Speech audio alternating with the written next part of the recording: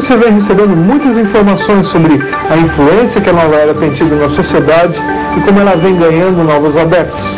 Mas qual será a nossa atitude como cristãos frente à onda mística da nova era? Em primeiro lugar, quero dizer para você, meu caro ouvinte, que você deve se posicionar com amor. Satanás pode imitar qualquer atitude. Ele pode imitar os dons espirituais, mas ele não pode imitar o amor. Nós devemos repudiar a ideologia da nova era, mas nós devemos amar as pessoas que estão enfronhadas neste movimento, nessa ideologia. Jesus disse: nisso conhecereis que sois meus discípulos, se vos amardes uns aos outros. Se nós amarmos aos nossos semelhantes, nós poderemos arrancá-los do império das trevas e trazê-los para o reino do Filho do seu amor. O segundo aspecto é coragem. Não está mais no tempo de nós estarmos em cima do muro. Este é o momento de nós denunciarmos, de nós levantarmos a nossa voz, de nós trabalharmos, de nós também estarmos introduzidos em todos os segmentos da sociedade. O cristão muitas vezes fica fechado, fica enguetado, fica fechado dentro de si mesmo e perde a oportunidade de estar alcançando as vidas que estão lá fora.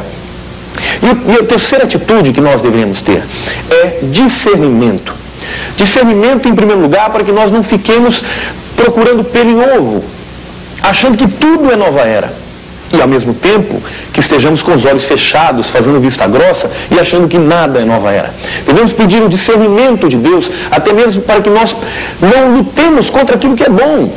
Por exemplo, a nova era está falando de defesa de ecologia. Isso deveria ser uma bandeira do cristão e não simplesmente do New Ager. A nova era fala sobre saúde. Isso também deveria ser uma bandeira do cristão. Não adianta o cristão ficar buscando só as coisas de Deus e não cuidar do seu corpo, que é o templo do Espírito.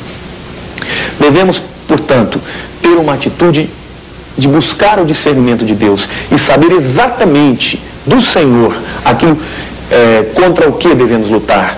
E aquilo que devemos aceitar, porque é uma bandeira de Deus. A paz, por exemplo, é algo que nós devemos proclamar. Eles estão proclamando, nós também devemos proclamar, porque Cristo dá a paz. Portanto, não casse as bruxas, não saia aí correndo afirmando que isto ou aquilo é nova era, sem que você tenha consciência de que aquilo realmente seja coerente, seja ético, seja corajoso e, acima de tudo, ame com o amor de Jesus, que você vai ser um instrumento dele para tirar vidas desse movimento. Em primeiro lugar, o cristão deve reconhecer que está numa batalha espiritual. Ele deve se preparar espiritualmente. E a nova era tem coisas, por exemplo, que são comuns à nossa fé. Por exemplo, eles creem no sobrenatural. É impossível você encontrar um ateu se sentindo bem dentro do movimento da nova era. Isso já é um chão comum, onde nós podemos trabalhar em cima disso. Eu creio também que a nova era pode, ao conversar com o adepto da nova era, porque se examina a Bíblia do ponto de vista esotérico, ocultista, à luz da cabala, fatos históricos a respeito da pessoa de Cristo, do cristianismo, são torcidos. Eu acho que neste momento seria muito bom o cristão pedir para o adepto da nova era citar as fontes. Como é que você sabe disso? Qual é a prova que você tem disso? E pedir uma análise objetiva daquilo, uma prova objetiva daquilo que ele está afirmando. Eu creio que nessa maneira o diálogo então pode ser conduzido tão efetivamente ao ponto de esclarecer até um adepto da nova era. Porque o adepto da nova era, quer ele crer em qualquer coisa ou não, ele tem uma alma preciosa pela qual Jesus Cristo morreu. E não um mestre cósmico, um duende, um gnomo, uma salamandra ou coisa assim, mas Jesus sim morreu por ele. Nós temos que estar perguntando para nós mesmos, como cristãos, membros de igrejas cristãs, por que é que um número tão grande de pessoas tem aderido a grupos esotéricos? O que será que tem faltado em nós, nas nossas igrejas, que tem feito com que o nosso apelo tenha perdido a sua força, perdido o seu fascínio? E o fato é que as pessoas estão querendo uma vida com muito mais significado. As pessoas querem ter um contato com o próprio Deus. Então eu creio que esse tipo de questionamento pode ser muito salutar para nós descobrirmos o que talvez está faltando em nós, no nosso meio, o que é que isso quer dizer para eventuais mudanças que nós devamos fazer na maneira de cultuar a Deus, nas pregações, na vida em comunidade. será que nós estamos atendendo as pessoas às suas necessidades? Eu creio que seria importantíssimo se as nossas igrejas, as igrejas cristãs de modo geral, estivessem abertas com pessoas disponíveis para atender as pessoas que viessem da rua a qualquer hora do dia. Agora, quando nós selecionamos um horário em que a igreja vai atender as pessoas, seja domingo de manhã, domingo à noite, é insuficiente. Nós precisamos deixar a timidez de lado e questionar os nossos professores quando eles estão ensinando coisas que são mais ligados com esoterismo, ocultismo, enfim, nova era, e deixam de cumprir o seu papel como professor. É importante que num momento como esse, numa situação como essa, em sala de aula, que você busque um diálogo aberto com o professor da matéria, ou mesmo a direção da escola, sobre o fato que isto não cabe numa sala de aula, isto cabe num local apropriado por pessoas que acreditam nisso e que querem isso. Mas não deve ser imposto sobre todo mundo como sendo a única explicação que tem, vamos dizer assim, do mundo espiritual. É importante que, como cristãos e como cidadãos comuns da sociedade, nós temos plenos direitos de manifestar as nossas opiniões de uma maneira sadia, de uma maneira educada, inteligente. E nós precisamos escrever para os jornais, escrever para as revistas. Nós devemos nos mobilizar para entrar em contato com os canais de televisão e dizer que existe um segmento grande da população que não está interessado e não está satisfeita com uma determinada linha na programação. Quantos de vocês não ficam indignados quando vocês vão no shopping center e veem lá aquelas bancas, aquelas tendas de tarô, de búzios, pessoas servindo a comunidade de um modo geral, oferecendo os seus serviços? O que é que impede uma igreja cristã, um grupo de cristãos, de também colocarem ali uma banca de aconselhamento cristão? Imagine você, um grupo de psicólogos cristãos, com uma banca, uma tenda lá no shopping center, dizendo como vencer a depressão, ou como resolver problemas de relacionamento. Quer dizer, oferecendo serviços que são do interesse das pessoas comuns que estão andando no shopping center. Ou você poderia ser um pouco mais ousado e ter lá uma tenda que ofereça serviços para como se livrar dos vícios, por exemplo. Quem é uma das pessoas felizes que conhece o Deus verdadeiro, o Deus pessoal, único e trino por intermédio de Jesus Cristo? Quem sabe que os seus pecados foram perdoados e que ele é filho de Deus, portanto tem segurança, não será tão facilmente levado por pensamentos esotéricos e místicos como aqueles que se divulgam pela nova era. Aliás, o próprio apóstolo Paulo, em Colossenses, combatendo um pensamento tão semelhante a este moderno, mostrando que não há nada novo debaixo da terra, diz o seguinte: cuidado que ninguém vos venha a enredar com sua filosofia e vãs sutilezas conforme a tradição dos homens, conforme os rudimentos do mundo, que talvez seriam espíritos, aqueles que se procuram canalizar, aqueles guias que a nova era fala, e que não seja segundo Cristo. A realidade, meus irmãos, é a pessoa de Jesus encarnado, histórico, algo que pode ser comprovado pela busca da história, aquele que morreu e ressuscitou, aquele que sabe para onde ele vai quando ele morrer, aquele que confia na revelação já testada através dos séculos, através do cumprimento das profecias, de forma que podemos ter certeza que quem confia nesta palavra, a própria Bíblia, pode ter segurança eterna para a sua alma. De fato, eu fico impressionado como é fácil para esse mundo moderno que pensa que a única realidade, pelo menos pensava, se descobria pela ciência, agora tão facilmente descamba para ideias criadas nas mentes férteis, especulativas, desse pessoal que de fato, cria a sua religião, declara que ele é Deus e assim por diante. Eu não sei como vai encontrar paz desta forma. A verdade está em Cristo. Jesus disse claramente: eu sou a verdade, o caminho e a vida. Ninguém chega ao Deus real, não aquele Deus fictício, senão por Jesus Cristo. Eu vou conversar agora com a Leia, que durante muitos anos da sua vida esteve envolvida com o esoterismo. E nós sabemos que o esoterismo é uma das práticas divulgadoras do movimento da Nova Era.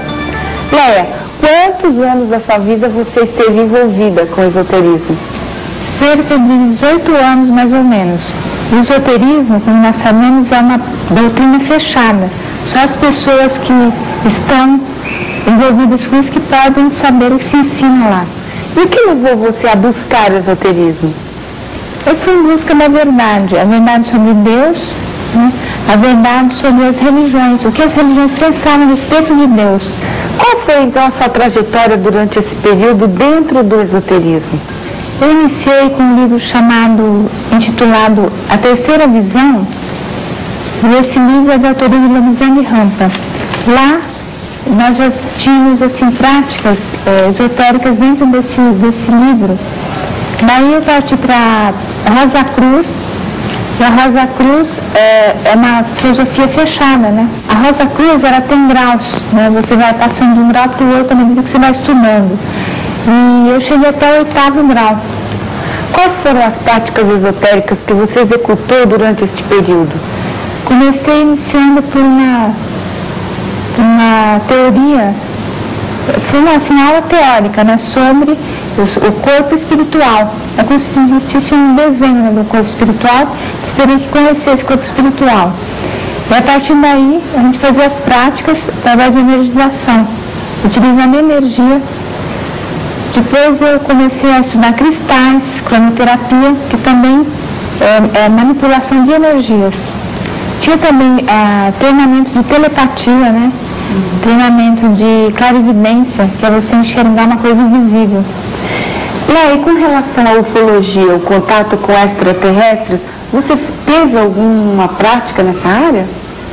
Ah, sim, que a meditação, inclusive, inclui, né, essa prática de contato com extraterrestres.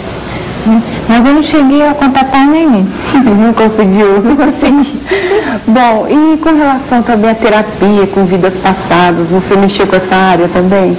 Ah, sim, eu tinha muita curiosidade para saber o que era essa terapia de vidas passadas. E eu consultei uma psicóloga que fazia, né, esse tipo de terapia. E eu, então, tive algum treinamento lá, alguma terapia, mas só que eu acho que eu não cheguei à vida passada nenhuma. Tive nessa vida o tempo todo. Bom, e durante toda essa busca, você encontrou a paz que buscava, essa verdade que você tanto procurava no esoterismo? Não, eu acho que essas práticas só me confundiram bastante, porque tanta coisa na cabeça, tanta prática, parece que eu estava andando em círculos, eu não chegava a coisa alguma.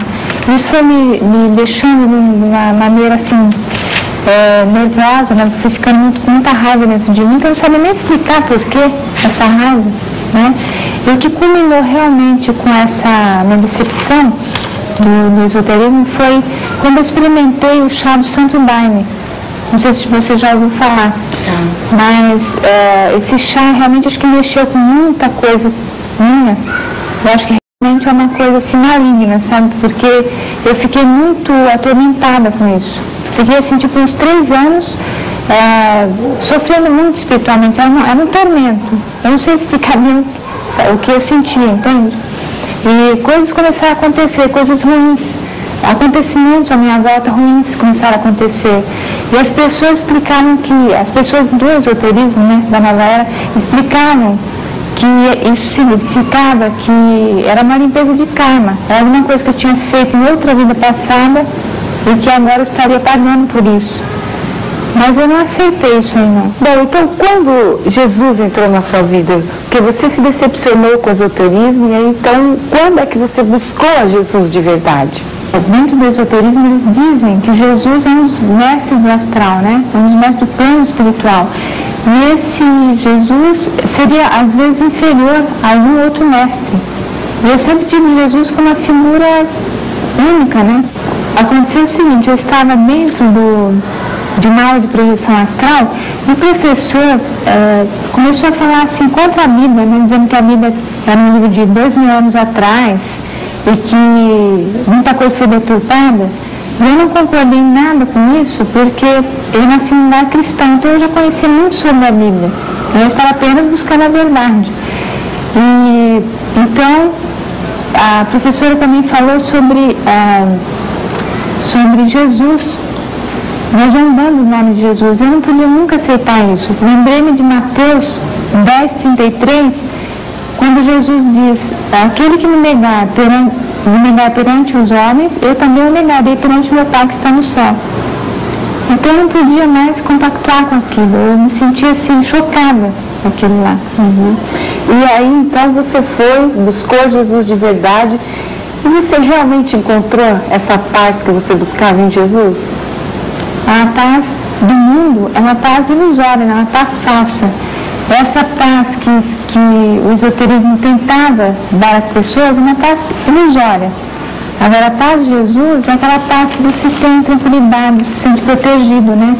Você se lembra daquela passagem de Salmos que diz: ainda que eu ande pelo vale da sombra da morte, não temerei mal algum, porque tu estás comigo. Quer dizer, você sente Jesus como realmente uma tranquilidade, você descansa nele, né? Essa paz verdadeira. E eu realmente, a partir disso, eu invoquei o nome de Deus, pedi a Ele que me mostrasse a verdade, porque eu estava cansada de correr atrás das coisas que os homens dizem. Então eu queria uma resposta direta de Deus. E Deus realmente me respondeu, através de fatos da minha vida, através de uma mudança interior de sentimento. Essa raiva que eu sentia, ela começou a esvanecer. Então, aos poucos foi esvanecendo, e hoje eu me sinto uma pessoa mais segura, amorosa, né? Coisa que eu já não estava sentindo mais, amor ao meu próximo. O desejo místico que hoje vemos na sociedade, ele data desde a época da Babilônia antiga, de Babel. Atentem que em Babel eles construíram uma torre cujo objetivo era alcançar os céus. Eu não acredito que aquela torre cujo objetivo era alcançar o céu era uma torre arquitetonicamente projetada para alcançar o céu. O povo naquela época não era tolo, não era singelo o suficiente de acreditar que a sua engenharia iria varar os céus e alcançar o sobrenatural. E o próprio Deus admite que a partir daquela torre não haveria mais limites para o intento do coração do homem. E por isso confundiu a língua, confundiu o idioma de todos que estavam ali.